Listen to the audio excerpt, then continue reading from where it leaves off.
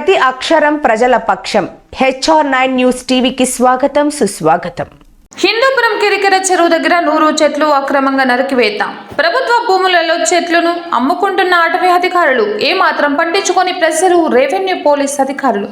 అసలే కరువు జిల్లా, నీటి ఎద్దడి, తట్టుకోలేని వేసవి తాపం.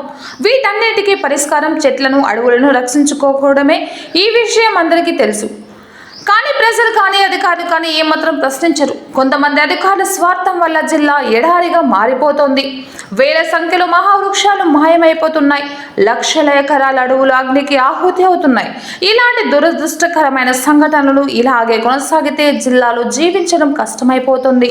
పర్యావరణాన్ని రక్షించుకోలేని అధికారులు ఎందుకు, ప్రశ్నించలేని ప్రజలు కూడా ఈ పాపంలో భాగస్వామ్యం కావాల్సి వస్తుంది.